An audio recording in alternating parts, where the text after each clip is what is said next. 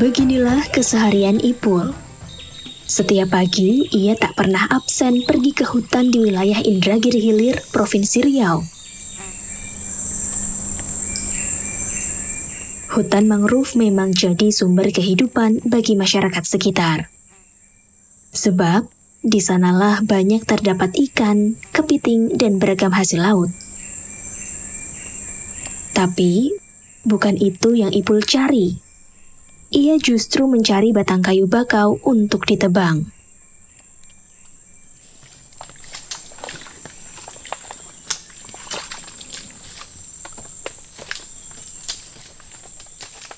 Lokasinya banyak sih seputaran di Pulau Cawan nih kan. Setiap sungai awak masuk nih. Namanya awak cari kayu kan. Pokoknya ada sungai masuk, ada kayu tebang. Dapat 10 batang, 20 batang kumpul situ. Ipul tidak menebang semua pohon. Hanya batang pohon bakau yang berukuran panjang 5 hingga 7 meter dengan lingkar di bawah 10 cm saja yang ditebang. Sebab ukuran itulah yang paling banyak dicari untuk pondasi bangunan atau biasa disebut cerucuk.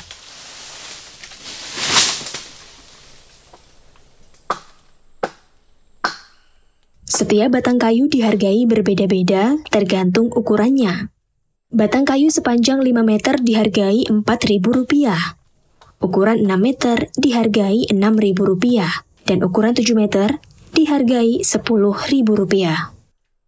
Harga yang terbilang relatif murah untuk upah pekerjaan mulai dari menebang, membersihkan batang, memanggul kayu ke tepi sungai, hingga memuat ke kapal pengangkut.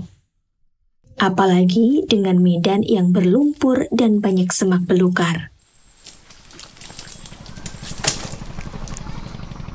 Tapi harga murah inilah yang menjadi alasan permintaan cerucuk kayu tak pernah surut. Apalagi hutan mangrove di Indragiri Hilir terbentang seluas 120.000 hektar.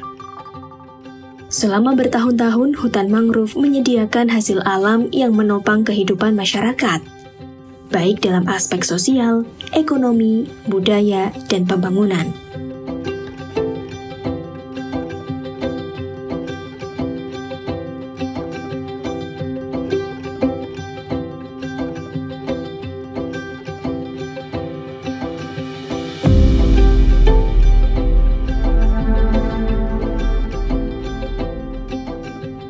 Di bangsal kayu seperti inilah cerucuk bakau dari para penebang seperti Ipul dipasarkan. Tak hanya cerucuk, bangsal kayu seperti ini juga menyediakan bermacam material bangunan. Sebab cerucuk memang tak bisa dipisahkan dari aktivitas pembangunan di Kabupaten Indragiri Hilir. Bahwa Kabupaten Indragiri Hilir ini adalah kabupaten paling selatan di pesisir Provinsi Riau, dengan karakteristik atau tipologi daerahnya adalah daerah dataran rendah. Bahkan kalau kami mengibaratkan ini di bawah permukaan laut. Kenapa? Karena setiap air pasang surut atau rob di sini misalnya daerah kita selalu tergenang oleh air. Artinya maknanya bahwa permukaan tanah bumi di daerah Kabupaten Indragiri sebagian besar berada di bawah permukaan laut.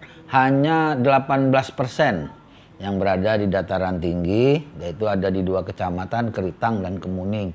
Sisanya berada di dataran rendah dengan tipologi tanah bergambut dan berawa.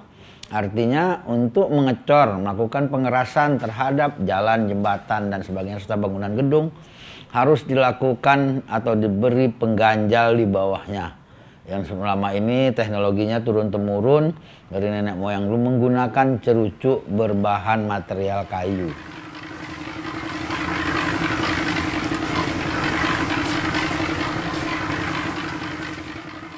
Membangun kehidupan di lahan gambut dan rawa jelas berbeda dengan wilayah lain yang tanahnya cenderung keras. Perlu teknik khusus agar bangunan dapat berdiri kokoh dan tahan lama. Caranya seperti ini.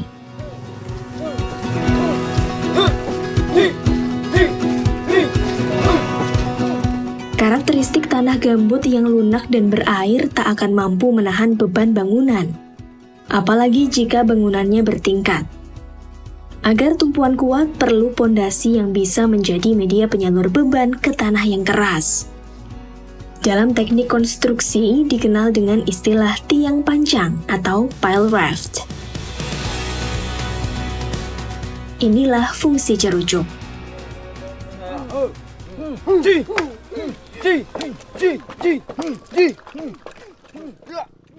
Satu persatu cerucuk kayu dimasukkan ke dalam tanah hingga kedalaman 7 meter. Setiap batang diberi jarak 10-15 cm. Dalam 1 meter persegi butuh sekitar 30 hingga 40 batang cerucuk. Semakin tinggi bangunan, semakin banyak cerucuk kayu yang digunakan.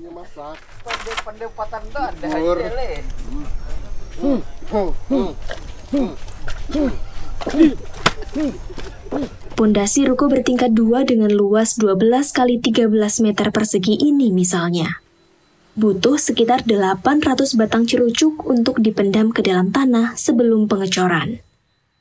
Jika harga cerucuk di pengguna mencapai Rp25.000 per batang, setidaknya butuh Rp20 juta untuk ongkos pemasangan saja. Biaya itu belum termasuk upah pekerja dan keperluan lainnya. Kalau cerucuk yang gini dia selamanya tahannya. Selamanya dia. Dia semakin kena air di bawah makin hidup dia kayu itu. Tak ada anunya, lapuknya tak ada. Tanpa cerucuk sulit membuat pondasi yang kuat.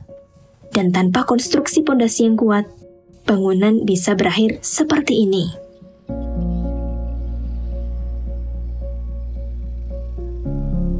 Atau seperti ini.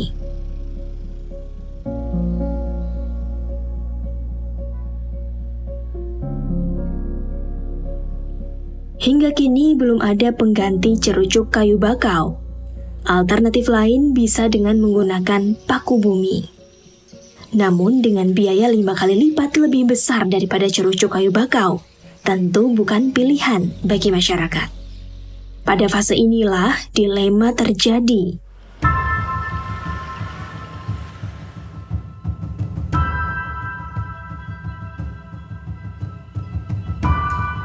Secara hukum, penebangan kayu merupakan kegiatan ilegal. Para penebang ilegal bisa terjerat pasal 50 Undang-Undang Kehutanan Nomor 41 Tahun 1999 dengan ancaman pidana selama 10 tahun dan denda maksimal 5 miliar rupiah. Sebenarnya dari satu sisi, ini udah nyata ya, tegas ini adalah salah satu illegal logging. Tetapi kenapa tidak gitu? Saya juga mohon maaf, saya tidak kenapa. Tapi karena aspek sosialnya jauh lebih besar dibanding penegakan hukumnya. Kami rasa untuk penegakan hukumnya sangat mudah sekali. Kalau kita mau jujur, tapi kenyataan itu aspek sosialnya jauh, dampaknya jauh lebih tinggi daripada penegakan hukumnya. Tapi jadi oleh karena itu dari satu sisi pemerintah juga tidak berdaya. Kalau Bapak mau tangkap kami, apa penggantinya? Tolong tunjukkan kami gitu. Terus kenapa pemerintah juga memanfaatkan itu loh? Jadi suatu hal yang mustahil melakukan pembangunan di Kabupaten Indragiri Hilir apabila kegiatan penebangan kayu bakau itu dilarang secara spontan atau secara frontal begitu.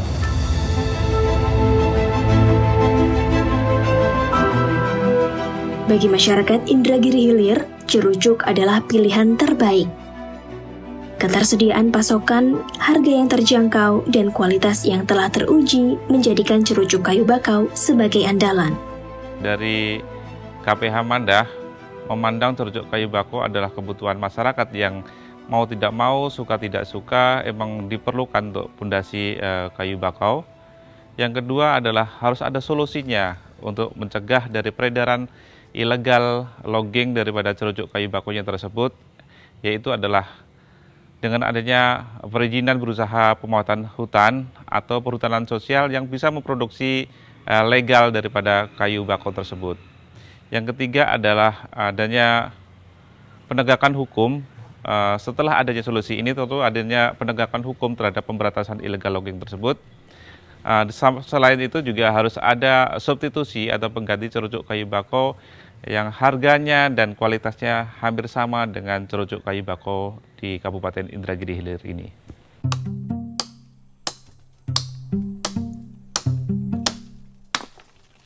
Menurut hasil riset Yayasan Hutan Biru, sejak tahun 2016 hingga 2020, kebutuhan cerucuk untuk pembangunan di Indragiri Hilir mencapai hampir 1,8 juta batang. Dengan rata-rata lebih dari 250.000 batang per tahun, atau lebih dari 10.000 batang setiap bulan. Angkanya akan terus meningkat selama belum ada pengganti cerucuk yang ramah di kantong masyarakat. Karena itu, perlu adanya tata kelola dan pengendalian agar tidak menimbulkan kerusakan hutan mangrove di kemudian hari. Apalagi, batang kayu bakau tak hanya dimanfaatkan untuk cerucuk. Sebagian warga ikut memanfaatkannya sebagai bahan dasar arang. Berbeda dengan cerucuk, para pengrajin arang memilih batang kayu yang ukurannya besar. Sebab, semakin besar batang kayu yang ditebang, semakin banyak arang yang dihasilkan.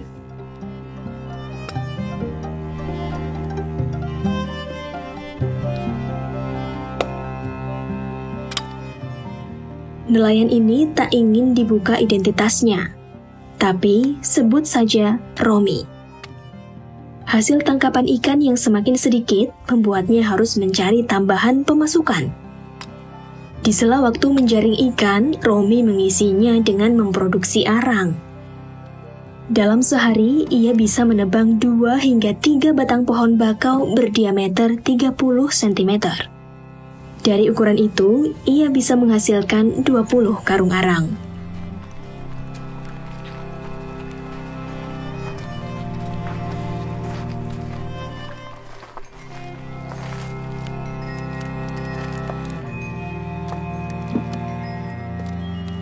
Produksi arang di wilayah ini memang tidak dalam skala industri besar, tetapi aktivitas penebangannya tentu berdampak pada kelestarian hutan mangrove. Cerucuk kayu bakau memang menjadi bahan kebutuhan dasar kita, tetapi arang tidak bisa kita benarkan, Pak. Masih ada substitusi pengganti daripada arang, misalkan gas, ataupun listrik juga masih bisa. Tetap cerucuk kayu bakau ini menjadi kebutuhan yang bisa belum terpatahkan di Indragiri Hilir ini.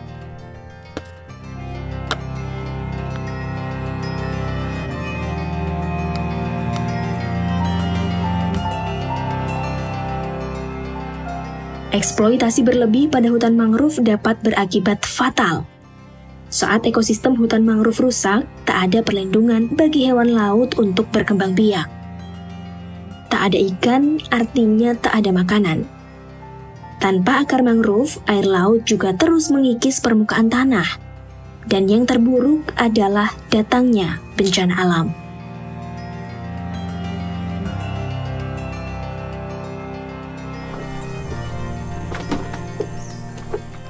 Andi Masrafi kini terpaksa berganti pekerjaan sebagai pengumpul lokan dan kepiting.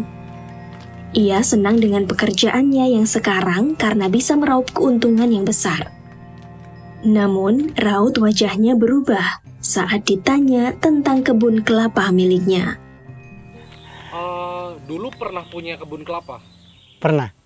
Berapa besar, Pak?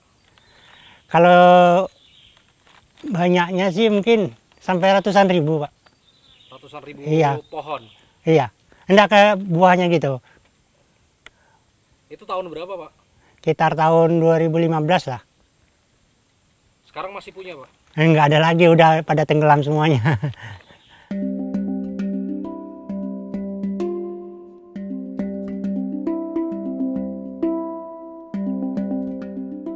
Kebun kelapa ini pernah menghidupi keluarga Raffi selama bertahun-tahun. Dalam satu kali panen misalnya, bisa menghasilkan lebih dari 200.000 buah. Namun pada tahun 2015, semuanya berubah. Hilangnya hutan mangrove sebagai benteng pertahanan mengakibatkan kebun kelapanya terkontaminasi bahkan terendam air laut. Ya tinggal pasrah aja lagi Pak. Rezeki itu istilahnya kan, istilah kata kan udah diatur sama Tuhan kan gitu. Ini memang kayak gini ya udahlah. Sebenarnya kita apa juga kan, merasa apa juga kalau kayak gini. Tapi untungnya itulah ada penggantinya gitu.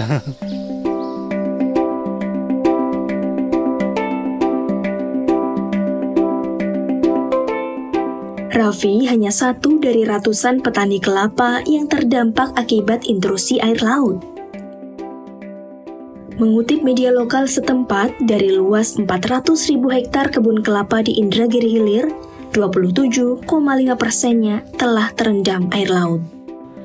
Dari hasil survei kami kemarin, sekitar peredaran kayu bakau di Tembilahna saja, sekitar 18.500 batang setiap bulannya.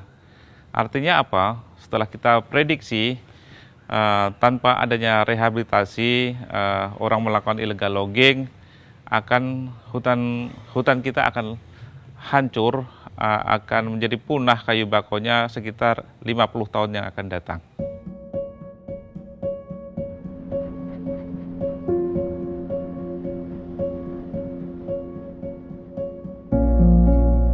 Kerugian yang tak perlu dihadapi jika ada aturan soal penebangan. Apalagi kebutuhan kayu bakau telah melekat dalam kehidupan masyarakat. Misalnya dengan penetapan aturan atau pemberian konsesi kawasan agar penebangan bisa lebih terkendali. Dan tentunya masyarakat akan terbebas dari kata ilegal. Tentu bukan hal yang mustahil. Sebab sejak tahun 1976 hingga 2014, pemerintah pernah memberikan izin pemanfaatan kayu kepada pihak swasta. Selama 38 tahun, akses legal diberikan untuk menebang kayu di wilayah hutan produksi melalui sistem rotasi tebang. Saat konsesi telah lama berhenti, bekas wilayah penebangan mengalami regenerasi alam seperti ini. Artinya, jika penebangan kayu dikelola secara berkelanjutan, tentu kelestarian hutan dan kemajuan pembangunan bisa berjalan beriringan. Hutan mangrove tidak hanya milik satu atau dua orang saja, tapi milik bersama. Semua makhluk hidup terhubung dalam ekosistem hutan mangrove yang saling membutuhkan. Jika hutan rusak, tentu akan berdampak pada kehidupan manusia, baik di hari ini maupun di masa yang akan datang.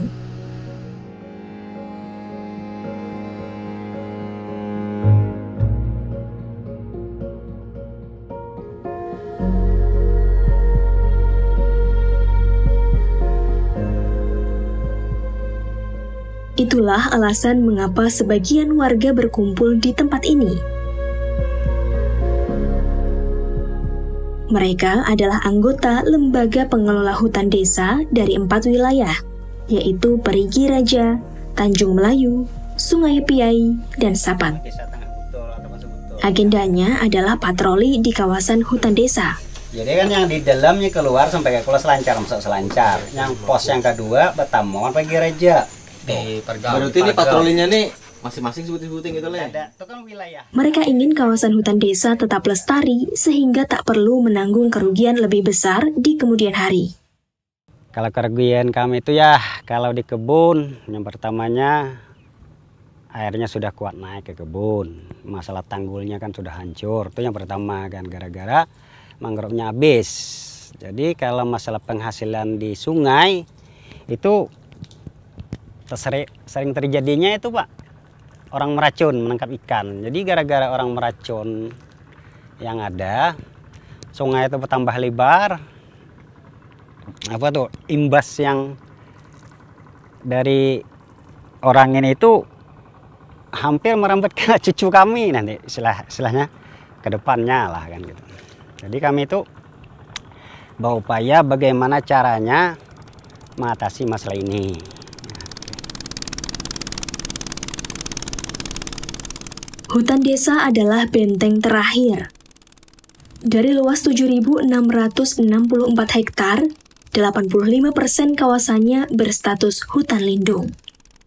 Artinya, tidak boleh ada aktivitas ilegal seperti penebangan, penggunaan racun, dan pemanfaatan hasil alam yang merugikan.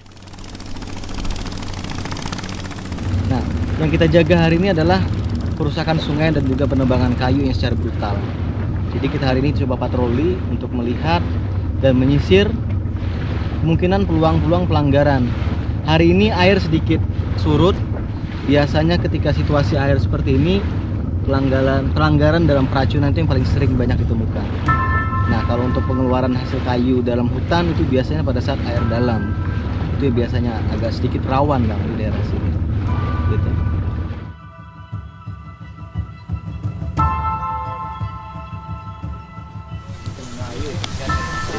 Situ apa tempat apa sih bikin?